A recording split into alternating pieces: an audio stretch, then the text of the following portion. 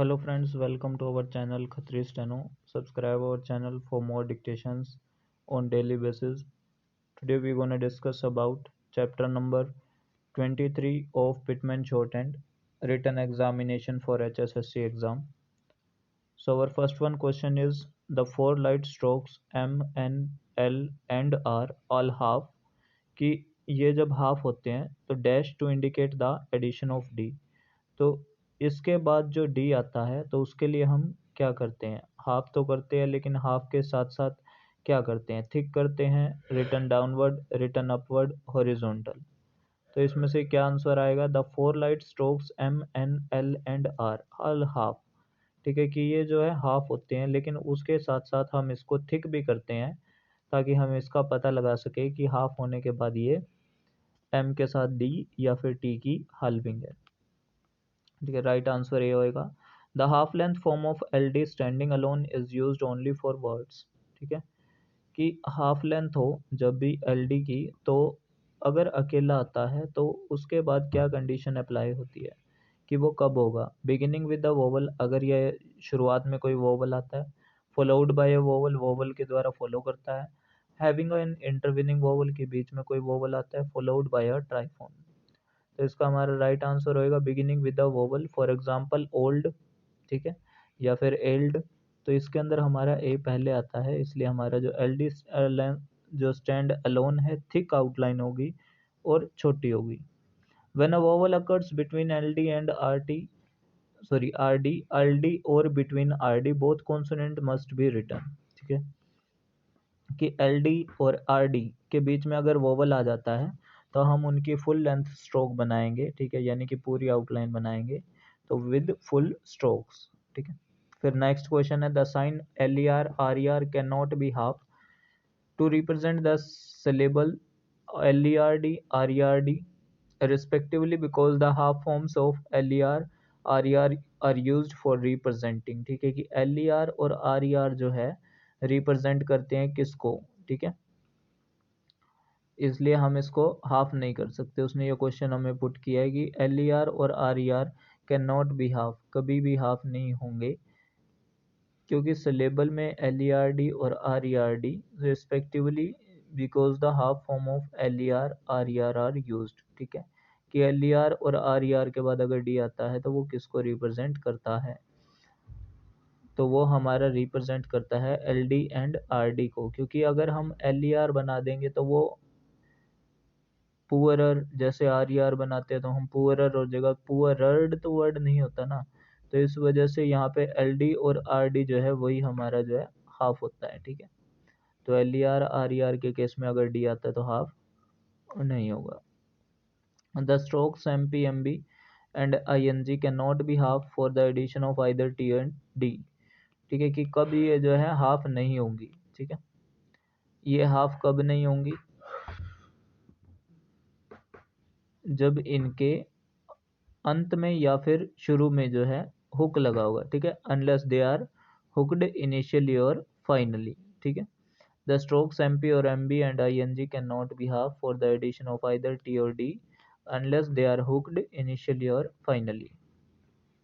Next question है, the signs for RT and LT are generally written. ठीक है, RT और LT के लिए हम डाउनवर्ड नहीं लिखते, हम उसको अपवर्ड ही लिखते हैं। ठीक है, क्योंकि LT जो है किसी चीज़ के साथ जॉइंट होना चाहिए, जस्ट लाइक R के साथ जॉइंट हो गया या N के साथ जॉइंट हो गया, तभी वो है हमारा डाउनवर्ड जाता है।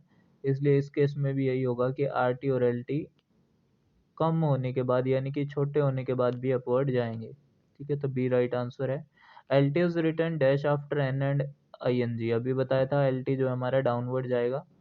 L T is return downward after W if no dash follows L T. ठीक है, तो ये हमारा वही पुराना क्वेश्चन है कि अगर हमारा आफ्टर डब्ल्यू, डब्ल्यू के बाद क्या आना चाहिए कि जो हमारा एल टी है, एल टी को कौन चीज़ फॉलो नहीं करेगी। ठीक है, L T is return downward, L T कब डाउनवर्ड होएगा, जब after W if no vowel follow L T. ठीक है कि अगर वोवल जो है फॉलो नहीं करता एल टी को तो एल टी हमारा डाउनवर्ड आएगा, अगर एल टी को वोवल फॉलो करेगा तो वो अपवर्ड जाएगा। ठीक है, L T is return upward if any vowel follows L T. ठीक है, The light sounds of dash may be used for RD when it is not convenient to write RD downward half. तो वही बात है कि अगर convenient downward RD को half नहीं लगा सकते तो हम उसे अपवर्ड लिखेंगे तो RT अपवर्ड हाफ हो जाएगा.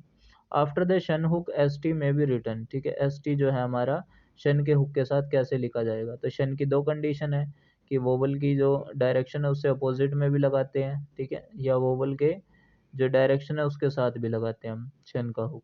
तो वो दोनों ही डायरेक्शन में हो सकता है, तो डाउनवर्ड या फिर अपवर्ड एज में बी कन्वीनियंट, जैसा कि वो convenient हो. The stroke of unequal length can be joined where the different or difference of thickness shows the inequality of length, but in other cases two strokes of unequal length must be not be joined unless there is an angle at the. कि वो बोल रहा है कि कई तो हमारी ऐसी होती है जो थिकनेस के कारण जॉइंट हो जाती है, लेकिन कहीं जॉइंट नहीं होती. तो वो कब नहीं होती, जब पॉइंट ऑफ जंक्शन हो, जब वहाँ पर एंड में कोई ना कोई एंगल बन रहा हो. ठीक है, जैसे लुक्ड वर्ड हो गया, तो लुक की आउटलाइन बनाते हैं हम, डी का जो हमारा वो एंगल बनता है, तो इस वजह से हमारी यहाँ पे क्या है, वो हाफ नहीं होगा, वो पूरा बनेगा. नेक्स्ट क्वेश्चन है, हाफ साइज फॉर टी और D is always dash when immediately follow the stroke T और D for addition of the sound of T D और डी ई डी. कि हाफ साइज टी और D is always dash, कि क्या होते हैं half size जब हम उसको करते हैं टी और D, when immediately follow the stroke of T और डी. ठीक है, टी और डी को हाफ तो करते हैं, but immediately follows bye stroke T और डी आ जाता है, तो हम उसको डिसजॉइंट कर देते हैं. ठीक है, जस्ट लाइक एटीट्यूड, एटी आ गया, फिर ट्यूड टी और डी साथ में है, तो इसलिए हम उसको डिसजॉइंट करेंगे. The half stroke is dash in some cases has aptness, tightness, hesitatingly for facility of writing. तो इनको हम डिसजॉइंट करके लिखते हैं, जैसे एप्ट अलग और नेस अलग, टाइट अलग और नेस अलग, क्योंकि इकट्ठा नहीं लिख सकते. तो disjoint is our right answer. The dash principle is used in shorthand for writing the word in past tense. ठीक है, तो पास्ट टेंसिंग में जो पास्ट टेंस होते हैं इसमें भी हम हाल्विंग करते हैं. The dash principle is used in phraseography to add the sound of it, not, word, would, to, sorry, it, not, word, would, to और द साउंड ऑफ टी. तो इसमें भी हम क्या करते हैं, हाल्विंग करते हैं, क्योंकि ये हमारे फ्रेजोग्राफी है. How will you right the outline of married. अब यहाँ पे मैरिड देखो, मैरिट होता तो आर की आउटलाइन को हाफ कर देते, लेकिन हमने अभी देखा था आर ई डी रेयर्ड आ गया, तो हम उसमें क्या करेंगे, आर की आउटलाइन को डाउनवर्ड लिखेंगे और थिक करके लिखेंगे, तब हमारी आउटलाइन वो हाफ होएगी. तो D is our right answer. ठीक है, फिर उसके बाद नेक्स्ट है the logogram dash is represented for. तो ये मैंने पहले भी करा रखा है, एक पूरी क्लास जो पिटमैन के ग्राम लुक्स की कराई थी, तो इसमें इसको ट्राइड बोला गया है. ठीक है, तो ट्राइड के लिए हमारी आउटलाइन हाफ हुई है और लोगोग्राम है. ठीक है, बी आंसर राइट आएगा.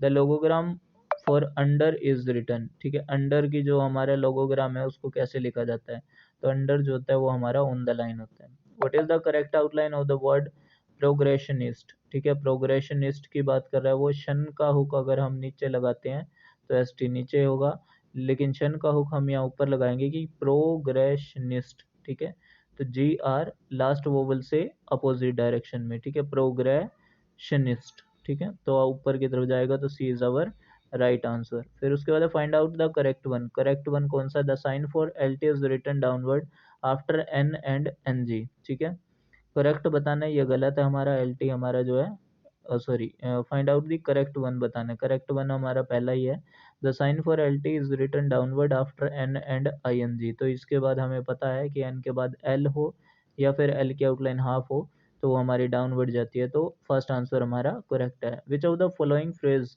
Is written as. ठीक है, कौन सा फ्रेज है जो ऐसे एज इट इज लिखा जाता है. ठीक है, तो ये हमारा जो फ्रेज है, हम एट के अंदर एल का हुक लगाते हैं एट ऑल के लिए. ठीक है, तो एट ऑल और टाइम्स के लिए एम और एस. ठीक है, और हाल्विंग हो जाएगी, एट एट आया है इसलिए. ठीक है, एट ऑल टाइम्स, तो टी के बाद से पहले टी है तो हाल्विंग हो जाएगी, और एम के साथ एस का सर्कल, तो ये हमारा फ्रेज बनेगा एट ऑल टाइम्स. ठीक है, तो ये हमारा जो चैप्टर यहाँ पे कंप्लीट हो गया, छोटे छोटे पार्ट में हम पूरा चैप्टर कंप्लीट कर लिया. ठीक है, 10 मिनट की जो हमारी है, इसके अंदर हमने चैप्टर नंबर 23 कंप्लीट किया है. ठीक है, एंड सॉरी फॉर द 2 और 3 डेज. ठीक है, कि बिजी शेड्यूल की वजह से मैं वीडियो अपलोड नहीं कर पाया। तो अगर आपको ये वीडियो अच्छी लगी हो तो चैनल को सब्सक्राइब कीजिए, वीडियो को लाइक कीजिए and share with your friends who want to prepare for HSSC steno written exam.